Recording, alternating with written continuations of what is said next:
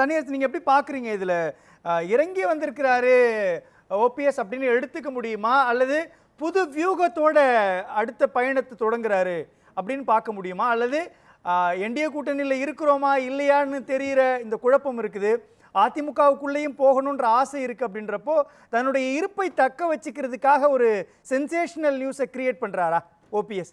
என்ன லாஜிக் இருக்குதுல்ல?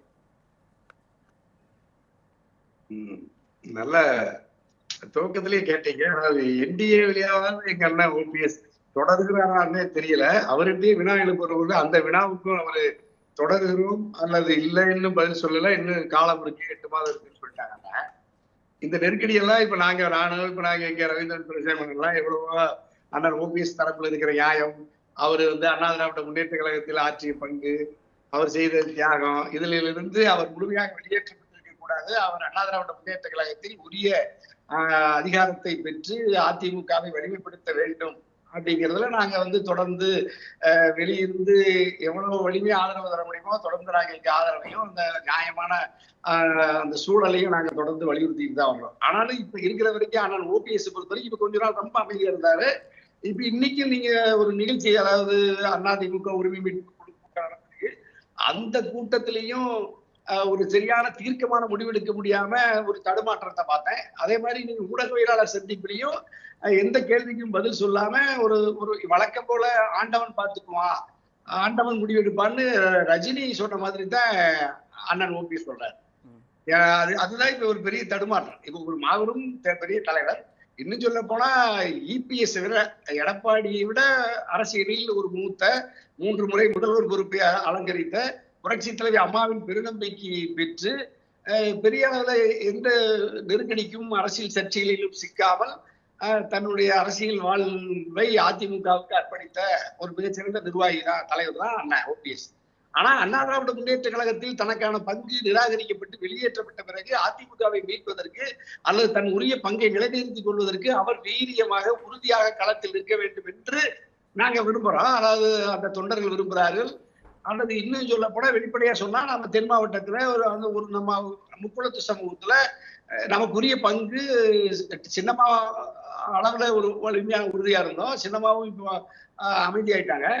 அல்லது எடப்பாடியால ஒரு நெருக்கடிக்கு ஆளாக்கப்பட்டிருக்காரு. அப்புறம் பிஜேபியால ஒரு நெருக்கடிக்கு ஆளாக்கப்பட்டு அமைதியா இருக்காங்க. அதே மாதிரி டிடிவியும் எடப்பாடி பிஜேபியோடைய அந்த நெருக்கடியில தனித்து வலிமை இழந்த நிலையில் இருக்காங்க. இப்பவும் எடப்பாடி பாஜகவும் சேர்ந்து அண்ணன் ஓபிஎஸ்ஸையும் ஒரு பலகீனமான நிலையில் வச்சிருக்காங்க. அப்ப இந்த 3 வலிமையான ஆளுமைகளும் தமிழ்நாட்டில் ஆகப்பெரும் மக்கள் பேர் இயக்கம் அதிமுக, புரட்சி தலைவி அம்மா காலத்திலிருந்து முக்குளத்து சமூகத்தினுடைய பங்கை பாஜகவும் எடப்பாடியும் திட்டமிட்டு இந்த 3 பேரையும் வெளியேற்றிவிட்டு முக்குளத்து சமூகத்துக்குடைய பங்கையும் நிராகரித்திருக்கிறது தான் அந்த மக்கள் தொடர்ந்து தென் மாவட்டங்கள்ல எடப்பாடியினுடைய தரப்பு அல்லது அந்த இரட்டை இலை வீழ்ந்து வருகிறது. அதுதான் நம்ம தேனியில பார்த்தோம், ராமநாதபுரத்துல பார்த்தோம், திண்டுக்கல் ஒட்டச்சத்திரம் வரைக்கும் அந்த தாக்கு இருக்கிறத பார்க்கணும். இதெல்லாம் நாம இது அதிமுகவை ஒன்றுபட்டு இது ஒரு வட்டார அளவிலேயோ ஒரு சமூகம் சார்ந்து ஒரு பாகுபாட்டோட இயக்க கூடாது அப்படின்னு நம்ம எடப்பாடிக்கு வலியுறுத்தணும். ஆனா எடப்பாடி அதை ஒரு பொருட்படுத்தாம தொடர்ந்து நிராகரிக்கிறார். அல்லது யார் வழியாக இவர்களை எல்லாம் எடப்பாடி பலகீனப்படுத்தினாரோ, அதாவது பாஜகவின் துணை இல்லாமல் எடப்பாடியால் இந்த 3 வலிமையான ஆளுமைகளையும் அதிமுகவில் இருந்து இவ்வளவு பலகீனப்படுத்தி இருக்க முடியாது. ஆனாலும் கூட இந்த பாஜகவும் எடப்பாடியும் சேர்ந்து திட்டமிட்டு சரி செய்துதான் நம்மை வெளியேற்றி இருக்கிறார்கள் என்பதனால் எடப்பாடியையும் கூர்மையாக எதிர்க்காமல், பாஜக மோடி அமித்ஷாவையும் கூர்மையாக எதிர்க்காமல் அண்ணன் ஓபிஎஸ் அதே மாதிரி டிடிவி சின்னமா 3 பேரும் மௌனமா இருப்பதுதான் ஒரு பெரிய பெரும் காரணம். இந்த மௌனம் ஏன் தனியரசு? நுட்பமாக ஒரு இடத்துல நீங்க அழைச்சிட்டு நிறுத்திருக்கீங்க. ஒரு பக்கம் யாரை அக்ரெசிவா எதிர்த்தாங்களோ, யாருக்கு எதிரான போராட்டங்களை, சட்ட போராட்டங்களை ஓபிஎஸ் முன்வைத்தாரோ அவருக்கு எதிராகவும் அக்ரெசிவா பேசல. பாஜகவால் தான் இவ்வளவு செஞ்சேன் அப்படின்னு சொல்லும் பொழுது பாஜகவும் அவங்களுக்கு துணையா நிக்கலன்றப்போ இந்த மௌனத்துக்கு பின்னாடி இருக்கக்கூடிய முக்கியமான திருப்பம் என்ன?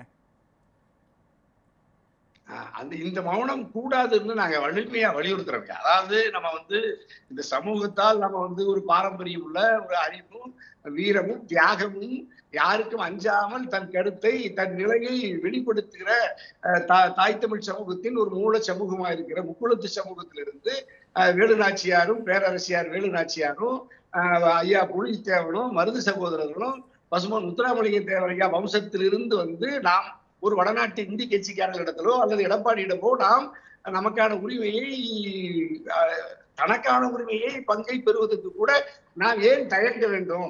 எதற்காக நாம வந்து ஒரு ஒதுங்கி தாமதிப்பது அல்லது வெளிப்படையா சொல்றேன் ஏன் பயப்படணும் அப்படின்னு நாங்க தொடர்ந்து வலியுறுத்துறோம். நீங்க கூர்மையா ஆழமா வேகமா செயல்பட்டா இதுல ஓரளவு அண்ணன் ஓபிஎஸ், நான் முதல்ல அண்ணன் ஓபிஎஸ் சந்திச்சு விட்டு அவர் பொதுக்குழுவிலிருந்து வெளியேற்றப்பட்ட பொழுது நீதிமன்றத்தின் மூலமா இந்த முதல் உரிமை போராட்டத்தை துவக்குவதற்கு முதல் அண்ணன் ஓபிஎஸ்ஐ சந்தித்து இந்த சூழலை சொன்னா இப்படி உங்களுக்கு நிலைமை வரும், ஆகவே நீங்க வந்து இந்த நீதிமன்றத்தின் வழியா உயர் நீதிமன்றத்தின் வழியா இந்த அதிமுக எடப்பாடி தலைமையிலான அந்த அப்ப இரட்டை தலைமையில அண்ணன் ஓபிஎஸும் இபிஎஸ் சேர்ந்துதான் அந்த பொதுக்குழு கூட்டுறாங்க. அந்த பொதுக்குழுல சரி நடக்க போகிறது, உங்களை வெளியேற்ற போகிறார்கள், இதுல நீங்க வந்து இதுல இரையாகி விடக் கூடாதுன்னு அப்பொழுது அண்ணன் ஓபிஎஸ் கிட்ட சொன்னாங்க. இன்னைக்கு வரைக்கும் ஓபிஎஸ் அந்த சட்ட போராட்டத்தை நடத்துறாரு. இன்னைக்கு வரைக்கும் அரசியல் போராட்டத்தை சட்ட போராட்டத்தை நடத்துறாரு. ஆனா சட்ட போராட்டத்தை நடத்துறாரு, எந்த புள்ளியில அவர் கூர்மையா நடத்தலன்னு சொல்றீங்க? ஏனால் ஏதாவது ஒரு நம்பிக்கை இருக்கணும் இல்லையா? இப்ப பாஜக தன்னுடைய ஆதரவா இருக்கிறாங்க அப்படின்ற அடிப்படையில பாக்குறப்போ அதிமுக தனக்கு கிடைக்கும்ன்ற நம்பிக்கை அவருக்கு இருக்கலாம். ஆனால் இன்னைக்கு அதிமுக குறிப்பாக இபிஎஸ் அணியோட தானே பாஜக கூட்டணியில் இருக்கிறாங்க. அப்படின்றப்போ ஓபிஎஸ்கான கதவுகள் அடைக்கப்பட்டிருக்குதா? அதுதான் அந்த திட்டமிட்ட பாஜகவின் சதியைத்தான் முதல்ல அண்ணன் ஓபிஎஸ் அம்பலப்படுத்தணும். அதாவது அமித்ஷா ஐயா கிட்ட கேட்கிறாங்க, ஐயா இப்ப வந்து நீங்க வெறும் ஒரு அணியா ஒரு துண்டா இருக்கிற எடப்பாடியை மட்டும் நீங்க அழைச்சிட்டு வந்து கூட்டணியை உறுதி செய்யறீங்களே, உங்களை நம்பி இருக்கிற மற்ற ஏனைய அதிமுகவில் இருந்து போற டிடிவியோ சின்னமாவோ ஓபிஎஸ் எல்லாம் நீங்க வந்து ஒன்றுபடுத்துவதற்கு நீங்கள் முயற்சிக்க வேண்டும் என்றுதானே எல்லாரும் காத்திருந்தோம். ஏன் நீங்க ஒன்றுபடுத்துவதற்கு எந்த முயற்சியும் ஈடுபடலன்னு கேட்டா அது அவர்களுடைய உட்கட்சி விவகாரம்னு சொல்றாரு அமித்ஷா. எவ்வளவு பச்சையா அப்பட்டமா இந்த பாஜக காலூன்றுவதற்கு அமித்ஷா மோடி அவர்கள் எல்லாம் சுதந்திரமாக தமிழ்நாட்டுக்குள் வந்து செல்வதற்கு கோபேக் மோடி என்கின்ற அந்த கருத்துருவாக்கம் பலகீனப்பட்டு இப்பொழுது வெல்கம் மோடின்னு சொல்ற அளவுக்கு யார் அதுக்கு அந்த கதவை திரும்பதற்கு வாய்ப்பு கண்டாங்கன்னா டிடிவி சின்னமா ஓபிஎஸ் தான். அப்படி பாஜக காலூன்றுவதற்கு வாய்ப்பை தந்த ஆதரவை தந்த இந்த 3 பேரை அரசியலிலிருந்தே அகற்றுவதற்கு துணையா இருக்கிற எடப்பாடிக்கு இப்ப சிவப்பு கம்பளம் வைத்து டெல்லி வரை வரவழைத்து ஆதரவு தெரிவிக்கிற பாஜக அல்லது மோடி அமித்ஷா இவர்களுக்கெல்லாம் ஆதரித்து காலூன்றுவதற்கு வாய்ப்பு தந்த ஓபிஎஸ் அண்ணனையும் இப்ப டிடிவியும் நீங்க வந்து சின்னமாவே நீங்க எப்படி பலகீனப்படுத்துவதற்கு நீங்க எடப்பாடியோடு சேர்ந்து துணை போலாம்.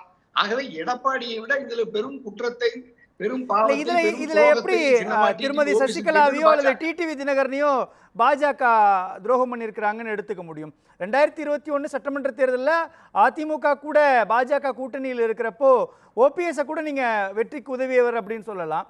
இவங்க 2 பேரும் எப்படி சொல்லுவீங்க அப்படின்ற கேள்வி வரும் இல்லையா தனியரசு?